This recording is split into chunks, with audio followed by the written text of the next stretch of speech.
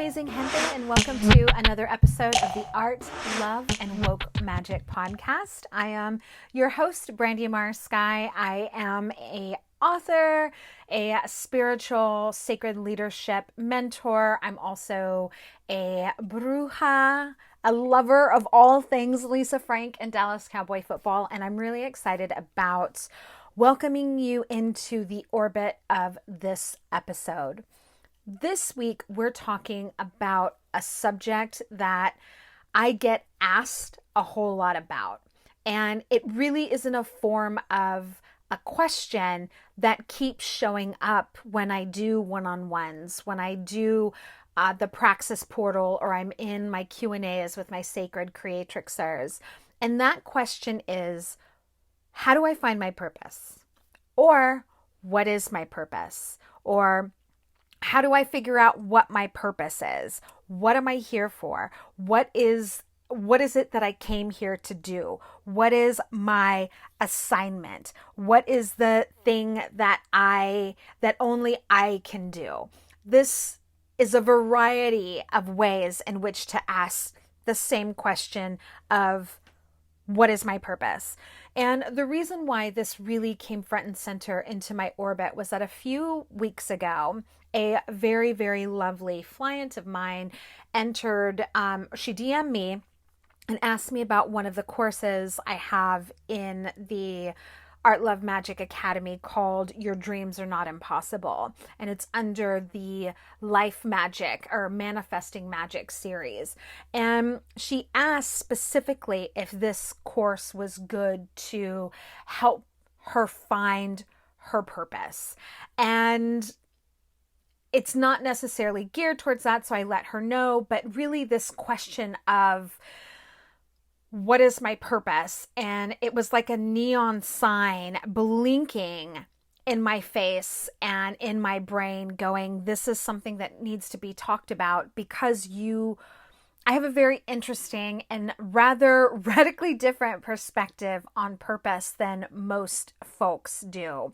And this episode is dedicated to you, dear human, you know who you are, for bringing this question that has been asked all over my orbit, but really bringing it front and center and inspiring me to create this episode in direct reflection of what this question or how I would answer this question and how I do answer this question. So for me, when I think about purpose is, I believe all our purpose is love. Our purpose is love and our expression of love. So therefore, like love and creating, being a creator, right? I believe that we're all born with a purpose of using our gifts, our creativity, our expression in service of love, in a expression of love. So really, if you take out, the art and the creativity and all of that, the essence of what I feel and believe we all came here to do is be a beacon, an expression of love.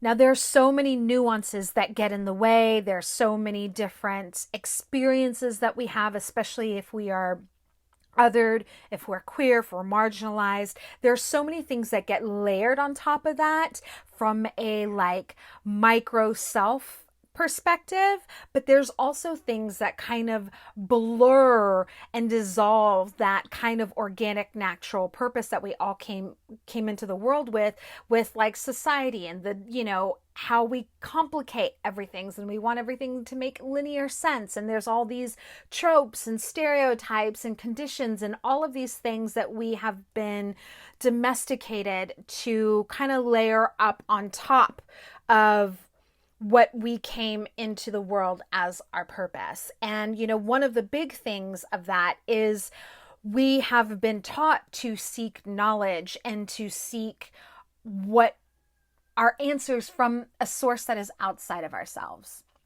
And that's from the very beginning. We are not taught how to self-source answers or to self-source knowledge. This is something that We have to unlearn all of our domestication and programming and relearn ourselves. And so there's all these things that have buried like this very organic, natural, clear, energetic intent that we all came into this world to be, which is an expression of love. And so when people come into my orbit and they ask me, how do I find my purpose? My answer is always, you're not looking for your purpose. Your purpose is love. Your purpose is to create. Your purpose is to be expressive. That is all of our purposes. What we are actually looking for when we're asking what is our purpose is we are wanting to know what is our calling. What is that thing that only we can do, the thing that we are being called to do, that we are put on this earth to do, that is an expression of that divine love, that divine sacred flame, that light that is ignited in us, that is our very soul essence. What we are asking when we're looking for a purpose is we're really looking for our calling. We're looking for how we express that in our own unique way. And so getting clear, and it's not even like a hard, fast line, right? Again, we're so used to thinking of everything as like black and white, whereas this is really a dance, right? It's like your calling could be like thematic, and I'm going to use myself as an example in a minute. It could also be, some people are born just automatically knowing what their calling is. Other people, it's a theme. It's something that has to be discovered. But it's not like, okay, so my purpose over here is love and creativity, and then over here is calling. No, they're very much merged together. It's an alchemy of how we alchemize love within ourselves, and that then we focus that love into what it is we're creating. And whether that could be we're creating another human, we could be creating a piece of art, we could be creating a business, we could be creating a framework, we could be creating the next evolution of technology. We can be creating all of a variety of different things, but the core of it is love, and is this dance between what is it that I love right now. And sometimes it changes, sometimes it's just the expression of it that changes, but again, it's still in the same theme. And when I talk to my clients and my orbit about how they can find their calling, what I really think about is two things. And the first thing is I really believe the biggest tip that I can share with you about how do you find your calling, aka how do you quote unquote find your purpose, is you already know. You already know what it is. And I know that sounds like a cop-out, and it sounds like not practical, really esoteric, but let me kind of break it down for you. So when I was growing up, the thing that I always did pretty much from birth was that I loved creating. And it wasn't just like sitting and writing or like a kind of art or craft. It was anything. I used to, in second grade, I used to take magazines and I would cut out like the diamond advertisements, because we were poor, and the only way that I could ever have anything like that when all my friends were wearing it or all the people in school were wearing it was I would get magazines and I would cut out the gems and the rings and the earrings, and then I would put them like on a cardboard, and then I would actually like tape them to my ears so it looked like I was wearing diamonds, but it really was just a cutout of a magazine. I was constantly finding ways to create what it was I wanted to see, create the vision that I held for myself in really kind of innovative ways. I would sit at my table and I would, make my own chime books. I would draw.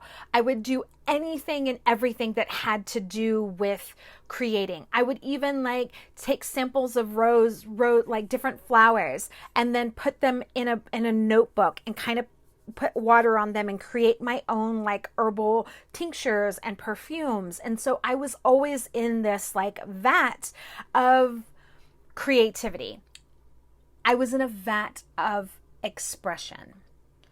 And so that has been with me from the moment I was born, whether it was in those tinctures, whether it was as an artistic roller skater when I was 13, whether it was in belly dancing or drag or modern dance, all these things that I've done my whole entire life, while they all vary in like what the modality is, like creativity, spirituality, drag, art, like the thread that holds them together is they are all under the umbrella of expression. So my calling is expression, and really expelling and expressing, like literally pushing out the ideas and the love and my flame that I have out of me and into the world, like making that love manifest in expressive, creative ways. Right? So that's my example. I also love to use the example of my wife. So my wife has been in the service industry for over 20, 30 years. She was a mixologist for a while, bar manager, GM. Now she is in the wine industry. She's a supervisor at one of the vineyards here in Central Texas and the Hill Country. And she has like this, she's always loved fine wine and spirits. And so when we were talking about purpose, and I was telling her about how, you know, I really believe that we already know what we're meant to do, I always hearken back to a story that she shared with me about when she was little. And she used to take out like pickle juice and ketchup and mustard and mayonnaise, like, and all these condiments, right? And she would put them all together and then shake them up and then serve it to her sister and make her sister drink the concoction that she came up with. And so this is what I mean when I say that you already know. She was doing that kind of stuff as a kid, just out of the pure joy of it, right? And so as she grew up, that theme, that very central theme of creating and making things out of, you know, different kinds of condiments back then, but then like spirits and mixers, all of that, you know, that thread has been blooming and blossoming to where she is now, which is like the winery, which is a whole nother art form of the industry. And so when we are looking at, and when you are looking at your calling, I want you to really dive into the heart of this question of what did you love to do as a kid, right? And I feel like this question gets asked a whole lot, and it gets asked a whole lot because one, it's really, really a potent, powerful window into what your calling is. But also because it gets asked a whole lot, we can tend to gloss over it and just kind of like hurry our way through it, right? But what I want to invite you to do is take this, if you are in search of what your calling is, this one question alone, it holds the key to the kingdom of what your calling is.